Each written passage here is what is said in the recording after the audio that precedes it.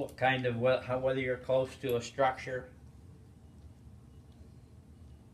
But it's stuff that I have to teach. People just don't normally know it. They don't know how to dig holes for those. No, they don't even know how to plant a willow stake, a live stake. It's just a fucking stick. At least 2 feet long. Most of the time they're 3. Once in a while they're only 18 inches. Only have to be 18 inches if you're planting them at water's edge. And you put them in the ground how far? Half of the stake. If they're 3 foot long, you put 1.5 feet in the ground. So the farther up the bank you get, the longer stake you need, the deeper hole you need. How long does it take before they grow up? Well, I don't know. They start leafing out in about a week, 6 days, 7 days. They start to get little leaves coming out. Pretty soon, that where those little leaves come out turns into a branch, and they. In 1 year, they'll make about 3 foot. The next year, they'll make 6 foot. The following year, they make another 6 foot. What's the root system get like on that? Oh, wicked massa. Little tiny roots like spaghetti. Yeah, but some of them are big long roots like this, and they go out all over every which way, and they're white and red and purple and all that different colors in there. But they're the diameter of regular spaghetti, not angel hair.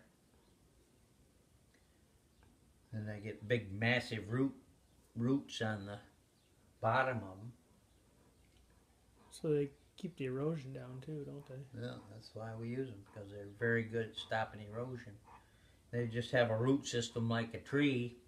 They don't have a root system like your invasive species like bamboo or what they call, some people call it bamboo. It's Japanese knotweed.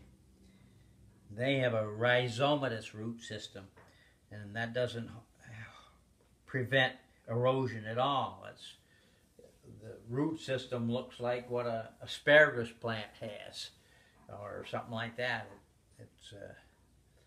It's not a rhizome like crabgrass has, or this stuff out here. You know, that's a little white root that grows under the ground. It's pointy on one end, keeps going a long ways. Well, theirs is more like a morning glory plant that grows up a trellis and has nice pretty blossoms on it, white and purple and red and all that stuff. They have a rhizomatous root system too, and the roots are as big as a pencil, but they're not very long, and then all of a sudden they'll branch off and go this way 2 or 3 inches, then they'll branch out and go that way 2 or 3 inches, but they're very, very brittle. So you just pull the plant up, you get just hardly any roots, because they stay in the ground, and when they stay in the ground, they'll make a new plant. And the plant will come from take a little piece of root that long and as big around as a pencil. It'll make a plant if you leave it in the ground. And then it'll get that rhizomatous root system, but it'll be in a clump no bigger than that with a wicked big plant on it. So they don't help stop bank. They don't have bank stabilization or things like that at all. But they grow a wicked plant in a hurry, and the plant grows fucking 7 feet tall in 1 year, and it gets great big. It's got leaves on it this big around, like elephant ears, and they shade everything that's underneath it. So it kills everything that's underneath it. No other plants can grow around it because they don't get any sunlight.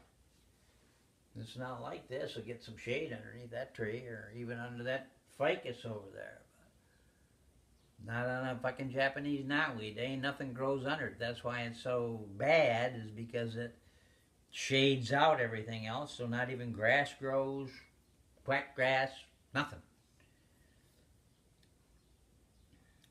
But it's reasonably easy to kill if you use a herbicide, but you gotta but it's hard to put the herbicide on it. I mean, you can spray it on with a sprayer, but then you get a lot of collateral damage. Anything that grows wherever that mist, you're spraying a bush that's 6 foot tall, you get a lot of drift of your herbicide, and that drift kills all the grass and everything else around it. So you get a lot of collateral damage. That grass will come back up the next year, but the knotweed won't. The best way to take care of knotweed is after the last frost. Japanese knotweed is we can't stand 32.5 degrees. It fucking kills it. Bang, dead. And if you get a late frost in the spring, it'll be up this tall already, but it'll kill it. And it'll be right back to the ground. But those rhizomes pop up a new batch, and within the growing season, it'll be 6 foot tall again, even if it gets frosted off. And then the first thing in the fall, the first time you even smell of a frost, they all get killed and they're dead. But they come back up in the spring. But the best way I tell people to do it, don't buy any herbicides or anything. Just go out there, and when they get up to be 2 foot tall, cut them off. Where they'll come right back up when they get to be 2 foot tall, cut them off. You keep doing that about 4 times during 1 year, they can't rejuvenate their roots and they die. So every time they get 2 foot tall in 3 weeks. So as soon as they get to be 18 inches, 2 foot tall, cut them off. I don't care whether you use a sickle or you use a sharp knife or you use pruning shears or you use a machete, whatever you want, but cut them off. Do that and your Japanese knotweed will go away. That's just like weeds in a lawn. You can go out, start mowing weeds, and all them fucking weeds quit growing because they have to grow a big plant, and the only thing that's left is clover and grasses, fescues.